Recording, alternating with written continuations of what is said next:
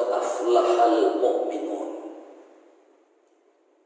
Qad, sesungguhnya, aflaha,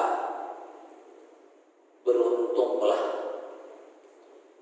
Fi'ilnya fi'il mudhari, berarti beruntungnya akan, bukan qad falaha, sesungguhnya telah beruntung, bukan, tapi sesungguhnya akan beruntung, itu arti fi'il mudhari itu. Atau sesungguhnya dia sedang beruntung. Fi'il mudhari itu artinya kata menunjukkan sedang atau akan. Kalau kata yang menunjukkan sudah namanya fi'il madhi, qad falaha, kalau begitu bentuknya. Tapi ternyata ayatnya qad aflaha, sesungguhnya sedang beruntung, atau sesungguhnya akan beruntung. Siapa? Al-mu'minun, orang-orang yang beriman yang sedang beruntung itu siapa? Orang-orang beriman yang akan beruntung itu nanti siapa? Maka disebutkan di ayat yang kedua, alladzina hum fi sholatihim khashi'un, yaitu orang-orang yang beriman. Alladzina, orang-orang yang hum, mereka itu, fi, di dalam, sholatihim, sholat mereka, khashi'un, ada kekhusyuan. Yang sedang beruntung itu yang ketika dia sedang sholat dia khusyuk. Yang akan beruntung itu orang-orang yang nanti setelah dia selesai mengerjakan sholatnya itu, dia akan rasakan keberuntungannya itu dari kekhusyuannya. Maka kalau kita lihat khusyuk itu apa sebenarnya? Khusyuk itu tempatnya bukan di mulut. Kalau menyebutkannya jangankan kita, saya, anak-anak SD pun kalau dilatih bisa khusyuk, khusyuk, khusyuk, khusyuk, bisa. Tapi tempatnya bukan di mulut. Dia bukan disebut-sebut. Ini pun saya sebut-sebut karena majelis ini majelis penyampaian. Bagaimana tidak disebut kalau tidak disampaikan? Maka kita sebut karena dalam rangka penyampaian. Tapi khusyuk itu bukan di sini. Khusyuk itu di dalam hati, di dalam batin, di dalam jiwa. Makanya orang yang sholat, yang khusyuk itu dengan yang tidak khusyuk tidak nampak bedanya. Yang membedakannya hati mereka, bukan perbuatan mereka, bukan bacaan mereka, bukan lagu mereka, bukan kefasihan mereka, bukan qori atau tidak qorinya mereka, bukan. Tidak nampak, tidak bisa dilihat, bahkan tidak bisa didengar. Tapi bisa dirasakan oleh yang bersangkutan sendiri dan oleh Allah yang Maha mengetahui segala-galanya. Itulah khusyuk itu. Di dalam. Untuk mengenalinya, kita coba supaya ada pendekatan pemahaman. Apa arti khusyuk yang di dalam hati itu sebenarnya? Hati yang bagaimana yang sudah memiliki kekhusyuan itu? Maka secara bahasa, ini menurut bahasa, nanti menurut istilah, menurut syarak, lain lagi nanti kita maknanya kita jelaskan. Menurut bahasa, kalau melihat dari kata khusyuk di dalam ayat,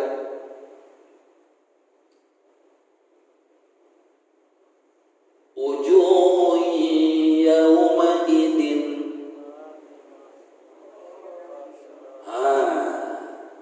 wujuhun yawma idin,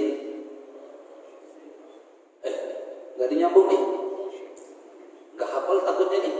Surah Al-Ghasyiyah, hal ataka hadithul ghasyiyah, wujuhun yawma idin khasyi'ah. Khasyi'ah, ada kata khusyuk di sana. Apa arti kata khusyuk di situ? Biar kita tahu. tahu nih. Wujuhun, wajah-wajah mereka yauma idzin, pada hari itu nanti, khashi'ah, tertunduk. Khusyuk itu berarti artinya tunduk. Digambarkan dalam ayat itu wajah-wajah mereka di hari itu nanti, ketika dikumpulkan di padang mahsyar di hadapan Allah, khashi'ah, semuanya tertunduk. Kenapa? Karena amilatun nasibah, karena terkejut dengan amalan-amalan mereka yang hasilnya ternyata mereka tidak duga. Mereka ternyata tidak mendapat apa-apa dari amalnya itu. Gambaran beramal tapi sia-sia, nanti di hadapan Allah mereka hanya tertunduk saja. Berarti orang yang sholat, yang di dirinya ada kekhusyuan, memiliki hati yang tunduk kepada Allah, yang hatinya tunduk kepada Allah, itu khusyuk. Orang yang hatinya tunduk kepada Allah di dalam sholatnya, berarti hatinya sudah khusyuk. Tinggal kenapa tertunduk hatinya ketika itu? Tadi disebutkan karena malu sama Allah. Tunduknya itu tunduk malu. Kenapa mereka tunduk malu nanti di hari akhirat kepada Allah? Karena ketika di dunia dia merasa amalnya tidak ada masalah, amalnya baik-baik saja, amalnya enjoy saja dia kerjakan. Ternyata di akhirat amilatun nasibah, ternyata amalnya tak menghasilkan apa-apa, tertunduk malu di hadapan Allah. Itulah khusyuk. Bagaimana seseorang bisa merasa tertunduk malu karena menghadap kepada Allah? Di akhirat nanti menghadap kepada Allah, di dalam sholat pun menghadap kepada Allah. Sebelum nanti menghadap di negeri akhirat kepada Allah, sudah bisa merasakan menunduk di dalam sholat kepada Allah. Menunduk di dalam sholat, menghadapkan diri kepada Allah, itu ada. Kemudian ada rasa malunya kepada Allah, sehingga dia tundukkan kepalanya, tundukkan hatinya kepada Allah. Kapan itu hatinya tunduk? Ketika dia bertemu dengan kalimat-kalimat dialog, kalimat zikirnya, kalimat munajatnya kepada Allah. Setiap kali dia ketemu kalimat zikir yang seperti itu, malu dia sama Allah. Setiap kali dia membaca ayat tentang hal yang seperti itu, malu dia kepada Allah. Yang pendek kita sebutkan, nanti kita akan ketemu di duduk antara dua sujud. Rabbil firli. Apa artinya? Apa artinya? Rabbil firli. Apa artinya? Ampuni aku. Kurang malu nampaknya Pak Taufik. Ampuni aku. Kalau malu, kan orang kalau sudah malu, ketangkap ngambil uang majikan tuannya 100.000, ketahuan. Maafkan hamba Tuhan, maafkan hamba Tuhan, maafkan hamba Tuhan. Dia akan bukan lagi tertunduk malu, tersungkur malu di kaki tuannya itu, supaya dapat ampunan. Ini ada enggak waktu itu contoh tuh satu.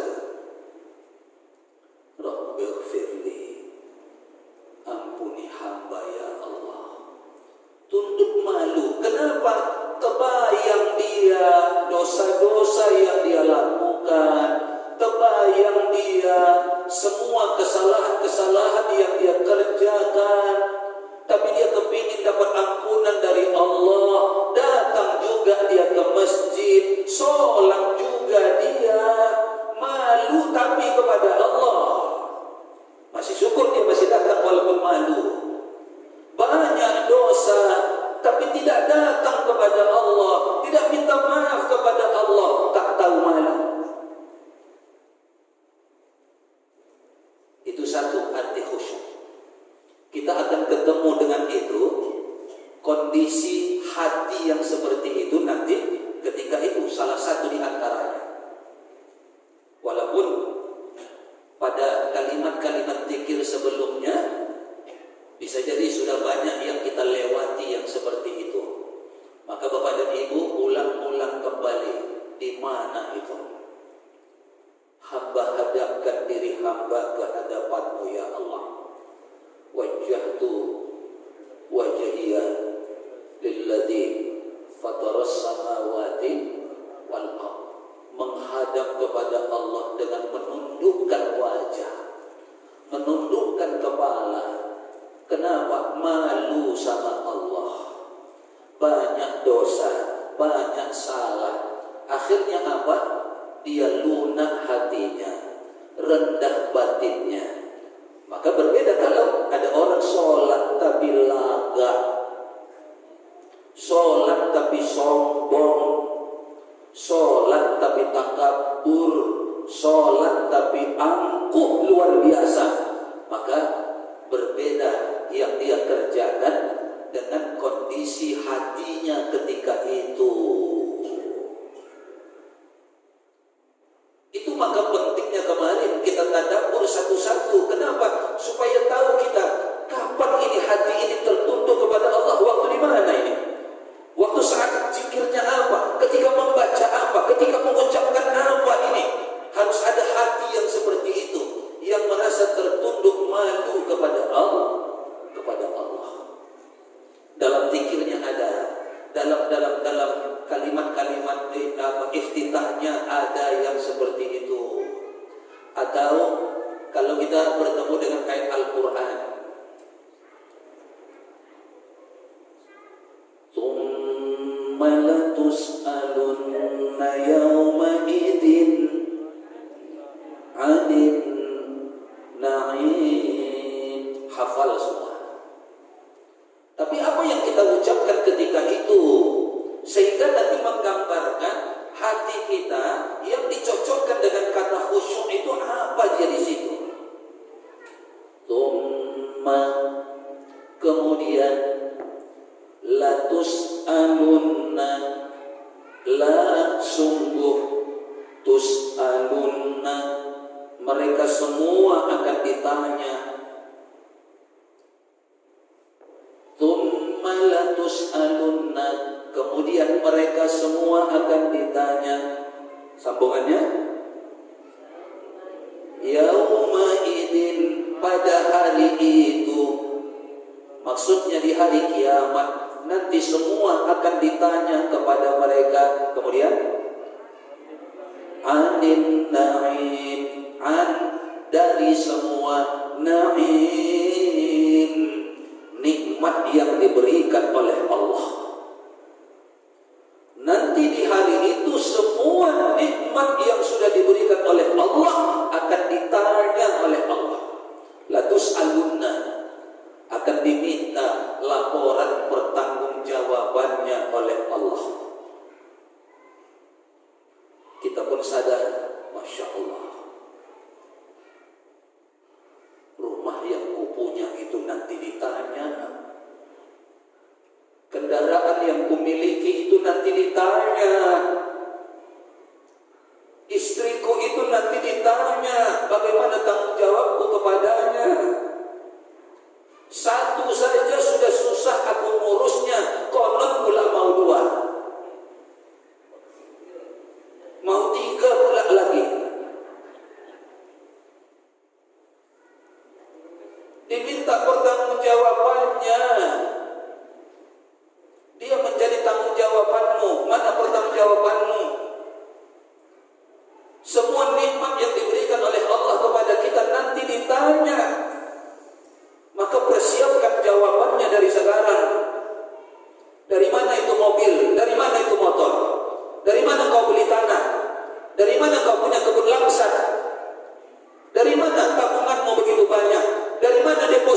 itu latus alumna, nanti akan ditanya.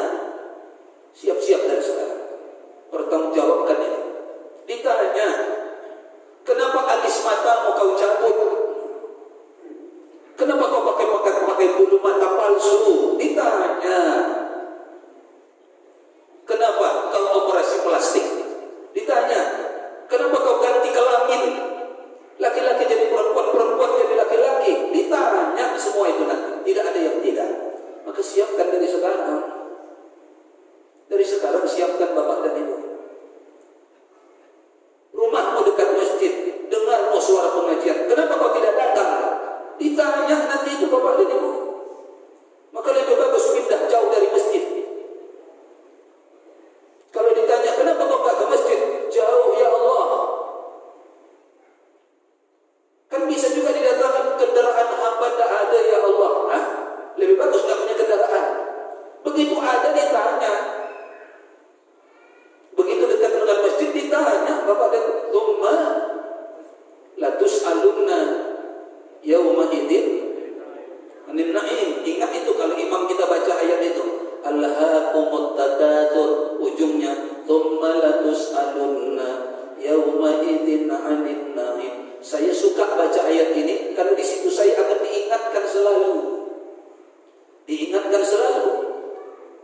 Jadi kalau kadang-kadang saya sebentar-sebentar terdengar surat itu dibaca, karena itu saya butuh diingatkan diri saya. Nanti ditanya semua itu bapak dan ibu. Awas. Kapan lagi kita ketemu ayat yang bisa membuat hati kita ini tertunduk malu di